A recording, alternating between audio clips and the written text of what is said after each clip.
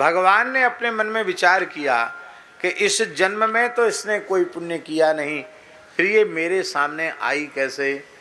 तो भगवान मानो विचार करने लगे, अरे ये तो पूर्व जन्म में हमारे आत्मसमर्पण भक्ति के आचार्य भक्तराज श्री बलि की पुत्री है। जब वामन अवतार में इसने मुझे देखा तो इसके हृदय में वात्सल्य जगा। मन में आया इतना छोटा बालक गोद में आ जाए तो प्रेम से उसको दूध पिलाऊं। और जब मैंने विराट होकर इसके पिता की संपत्ति को नाप लिया तो इसके मन में बड़ा रोष हुआ। बोले ऐसा बालक यदि गोद में आ जाए तो दूध की क्या चले, ऐसे बालक को तो जहर पिला के मार देना चाहिए। माता के समान वात्सल्य भाव आया, इसलिए माता की गति मिली। और मारने का दुष्ट भाव आया, इसलिए दूसरे जन्म में इसे राक्षसी होना पड़ा। इससे हमें प्रेरणा क्या लेनी है? इससे प्रेरणा हमको ये लेनी है कि हम सदा पवित्र भावों में जिएं, उत्तम भावों में जिएं, हम निकृष्ट भावों में न जिएं। आप जिस प्रकार का भाव रखेंगे, चिंतन करेंगे, आप कालांतर में वैसे ही हो जाएंगे। बुरा सोचते सोचते बुरा हो जाएंगे, अच्छा सोचते सोचते अच्छे हो जाएंगे। बुरा क्यों सोचो? पवित्र से पवित्र भावों में जीवन जीने का अभ्यास कर लो। जो व्यक्ति जैसा सोचता है फिर वैसा ही बोलता है, फिर वैसा ही करता है और फिर वैसा ही हो जाता है। ऐसे ही पवित्र भावों का जो अनुसंधान करते हैं, चिंतन करते हैं, धीरे धीरे वो वैसे ही हो जाते हैं। आप केवल इतना चिंतन करो कि हम भगवदीय जीव हैं। भगवदीय जीव को क्या करना चाहिए, भगवदीय जीव का स्वरूप कैसा होता है, इसी बात का विचार करो तो धीरे धीरे परम भागवत वैष्णव भगवदीय जीवों का जो स्वरूप है आपके भीतर आविर्भूत हो जाएगा, प्रकट हो जाएगा। मैं ब्राह्मण हूं, ब्राह्मण का स्वरूप शास्त्रों में क्या है, ब्राह्मण के गुणधर्म क्या हैं, इसका चिंतन करोगे तो आपकी ब्राह्मणता पुष्ट हो जाएगी। क्योंकि जैसा आप चिंतन करोगे वैसा ही बोलोगे, वैसा ही करोगे, वही हो जाओगे।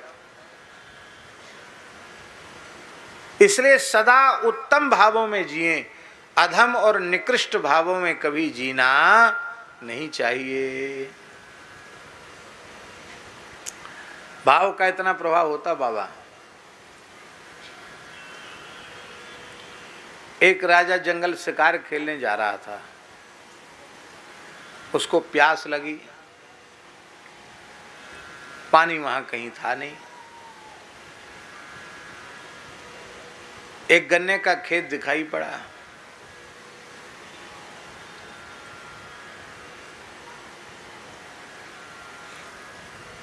गन्ने में नहर के सहारे सिंचाई हो जाती थी।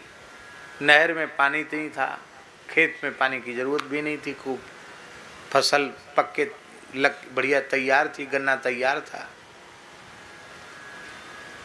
और दूसरे पानी की व्यवस्था थी, नहर में पानी नहीं था। तो राजा अपने सेवक के साथ किसान के पास पहुंचा, बोले भैया तुम्हारे पास पानी है, पानी दो। उसने कहा हजूर पानी तो हमारा घड़े में था पर खत्म हो गया, पर आप चिंता मत करो, आप रस पियो। तो उसने बढ़िया गन्ना उखाड़ा खेत से और वहीं उसकी चरखी थी, अपने हाथ से थोड़ी चरखी घुमाई और एक गन्ना का रस निकाला। बढ़िया गन्ना था महाराज, 1 लोटा रस निकला। लो महाराज पियो।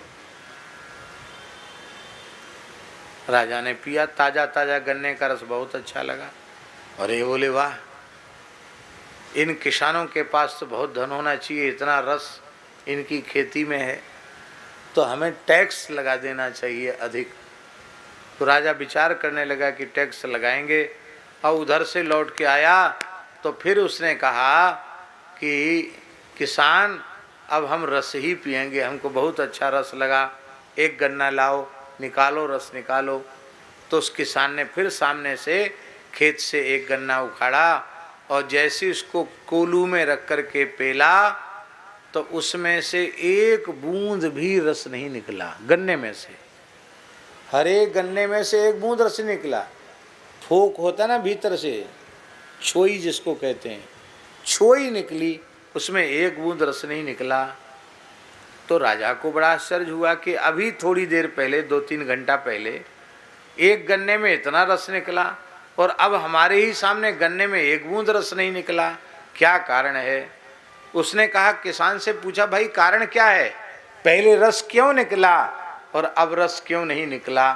किसान ने कहा, सरकार हमारे अपराध को क्षमा करें, लगता है पहले आपका भाव पवित्र होगा लेकिन अब आपका भाव पवित्र नहीं है, इसलिए वस्तु पदार्थ आपको प्राप्त नहीं होगा। आप सच्ची सच्ची बताओ, आपका भाव क्या अपवित्र है इस समय? बोले हाँ, हमारे मन में किसानों पर ज़्यादा टैक्स लगाने की बात आ रही थी कि इसी दुष्ट भाव के कारण परमात्मा ने तुम्हें एक बूंद भी रस नहीं दिया। रस भी उसी को मिलेगा जिसका भाव पवित्र है, जिसका भाव दूषित है उसे गन्ने में भी रस की एक बूंद नहीं मिलेगी। इसलिए पवित्र भावों में जीना चाहिए। भावग्राही जनार्दन, भगवान भावग्राही हैं। बोलो भक्तवत्सल भगवान की जय।